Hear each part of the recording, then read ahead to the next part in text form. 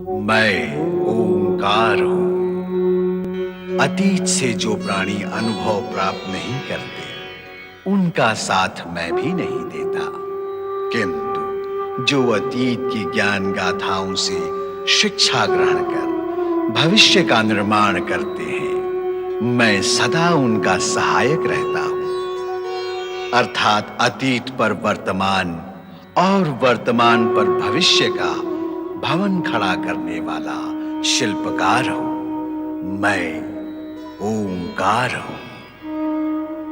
कैलाश पर श्री हरि विष्णु, लक्ष्मी, ब्रह्मा व सरस्वती पहुंचते हैं और शिव के श्रृंगार की चर्चा करते हैं। श्री हरि विष्णु नारद को हिमालय राज के यहाँ बारात के स्वागत हेतु भेजते हैं। आकाश मार्ग से होते हुए बारात हिमालय भवन पहुंचती है। नंदी पर बैठे भभूतधारी शिव और भूत पिशाचों को देखकर मैना रानी बेसुध हो जाती हैं और शिव पार्वती विवाह की स्वीकृति नहीं देती। जिस पुत्री के हित और मोह में पड़कर तुम बार बार भोलेनाथ को अपशब्द कह रही हो, उस पुत्री से भी तो पूछ लो कि उनका रूप कैसा है। क्या हम सब पार्वती का हित सोच भी सकते हैं? यदि भोलेनाथ का रूप विकराल होता तो जगत की चिंता करने वाले श्रीहरि विष्णु स्वयं इस विवाह से चिंतित होते। यदि अब भी तुम्हें विश्वास नहीं है तो अपनी पुत्री पार्वती से सत्य जान लो। क्या वह भी तुम्हारे साथ छल करेगी? कभी नहीं। तो फिर पुत्री की बात मानकर द्वार पर चलकर एक बार वर राजा को देख लो।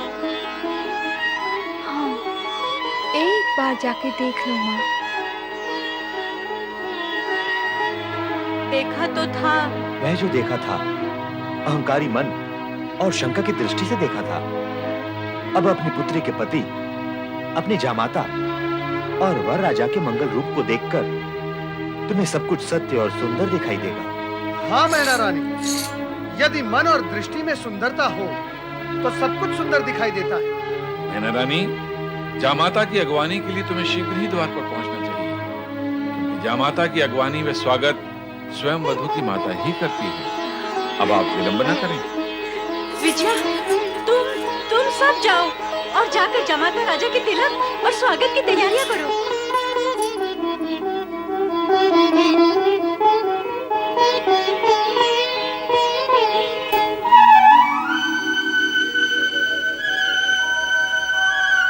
चराचरपति कैलाशनाथ भगवान शिव शंकर का मैनाक स्वागत करता है। प्रभु, मेरा प्रणाम स्वीकार करिए।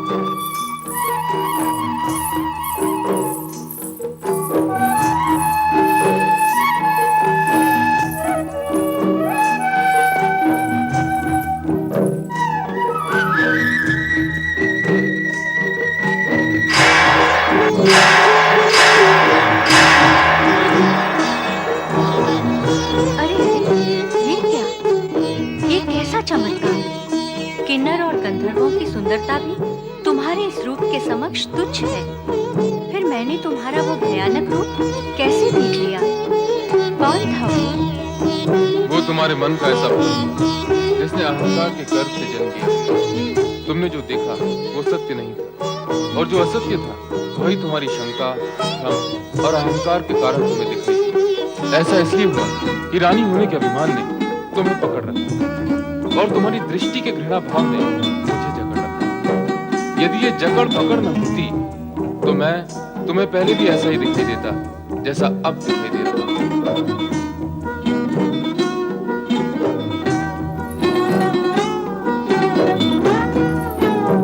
अर्थात मेरा ही दोष था। हाँ, लीला मेरी थी और दोष तुम्हारा था। तुम्हारा आशंकित मन ऐसे दृश्य और आकृतियां देखने का इच्छुक था जो तुम्हारे भ्रम, अहंकार और असत्य को संतुष्ट कर सके। जो कुछ तुमने देखा वो तुम्हारी कुशंकाओं का प्रतिबिंब था।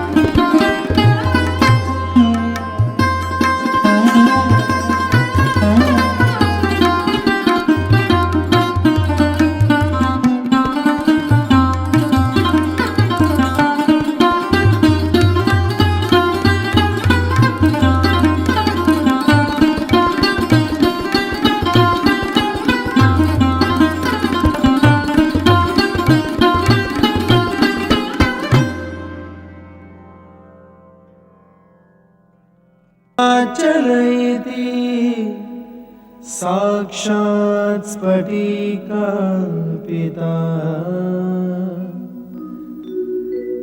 सार्धं प्रकृति वैभवादिविशदै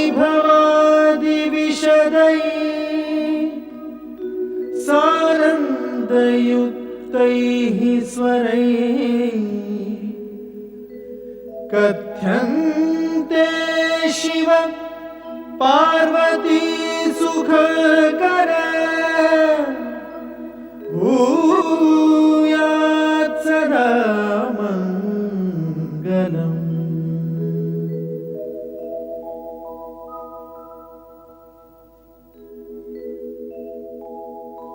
आदौ भूतपतिः अऊममिलितो ओंकार व्याहार्यते एकोऽहं बहुश्याम भवनतया धातृहरि निर्मितो पश्चाद विश्वसमान प्राकृतजना सम्पादिताः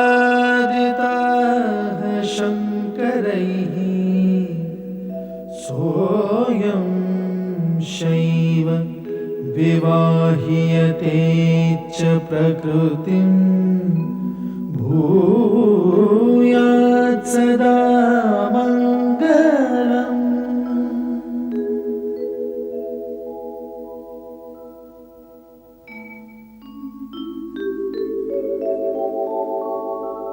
शान्तं पद्मासनस्थं शशिधरमुकुटं पञ्चवक्त्रं त्रिनेत्रं शूलं वज्रं कृपाणं त्रिशूलमपि युतम् दक्षिणागे वहन्तम् नागं पाशं च घण्टां डमरुक सहितं चाङ्कुशां वामभागे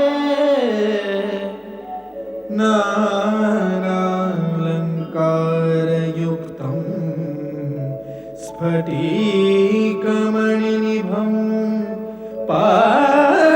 पार्वतीशं नमामि।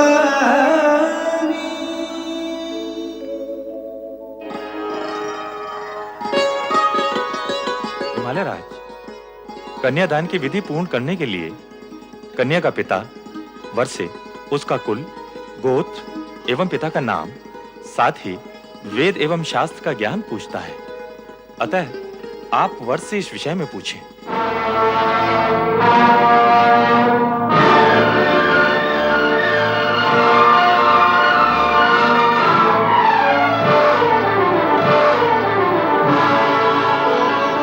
जो आज्ञा गुरुदेव। वर राजा, मैं आपसे अनुरोध करता हूं कि आप कृपा करके अपने कुल, गोत्र, पिता का नाम व ज्ञान के विषय में विस्तार पूर्वक बताएं।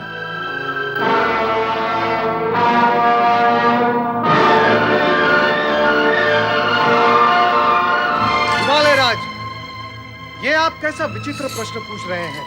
वैसा ही देव ऋषि, जैसा कन्या का पिता कन्यादान के समय वर राजा से विधि अनुसार करता है। नारायण नारायण। हिमालय राज, ना तो देवी पार्वती साधारण कन्या है, ना ही भगवान शिव साधारण पुरुष। यहाँ ऐसे प्रश्नों की विधि आवश्यक नहीं है। पर देव ऋषि, कार्य तो विधि के अनुसार ही होगा।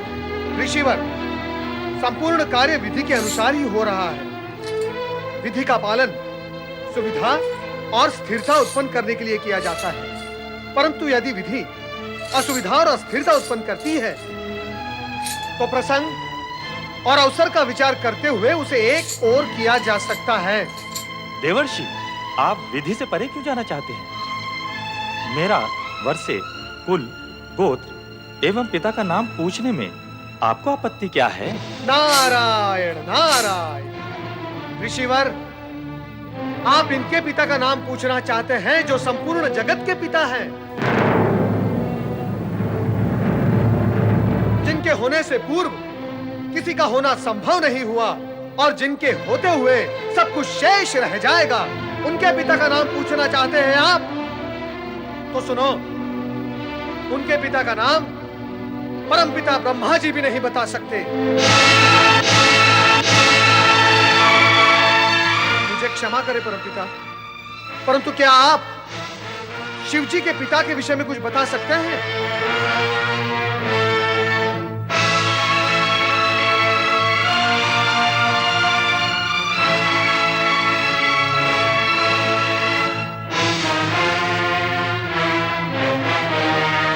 विष्णु, आप क्या आप जानते हैं कि शिव जी के पिता कौन थे?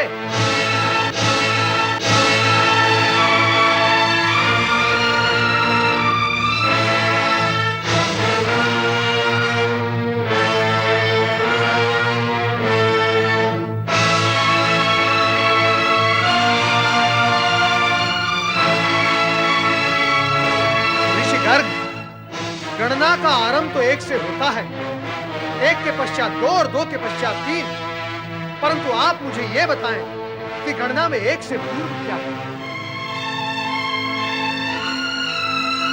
बताएं ऋषिवर कि गणना का अंतिम अंक क्या है?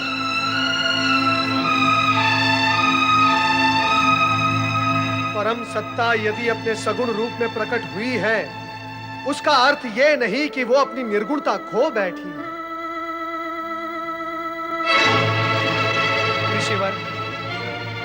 महेश्वर सभी कुल गोत्र से परे परात पर ब्रह्म है।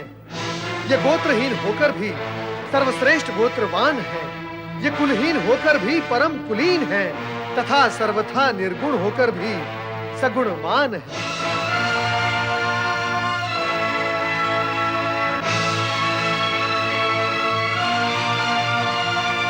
इनसे व्यर्थ के प्रश्न पूछना ही व्यर्थ है। ऋषिवर, तनिक अपनी दृष्टि उठाकर देखिए शिव जी के उस मुखमंडल को, उस तेज पुंज को जिसका न कोई आदि है न अंत है।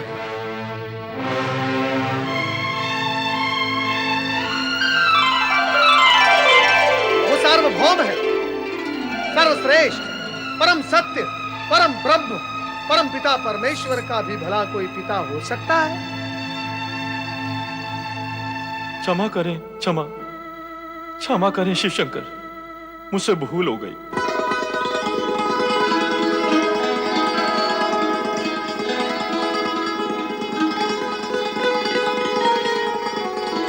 परमपिता ब्रह्मदेव, श्री हरि विष्णु, मैं रीत, विधि एवं औपचारिकता में ये विराट सत्य भूल ही गया था।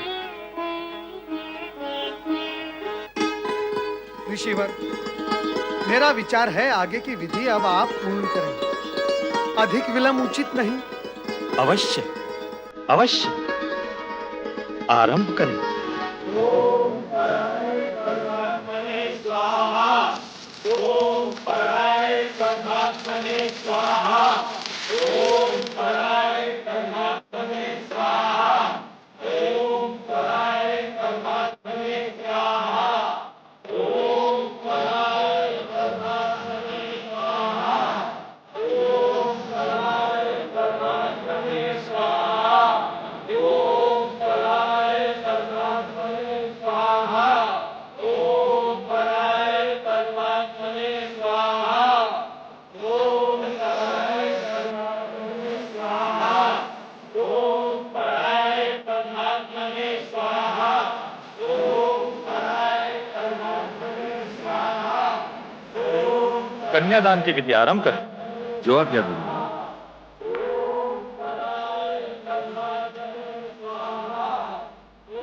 इमां कन्यां शुद्धं अहं ददामि परमेश्वर, भाग्यार्थम त्वं परिग्रह्य प्रसीद सकलेश्वर।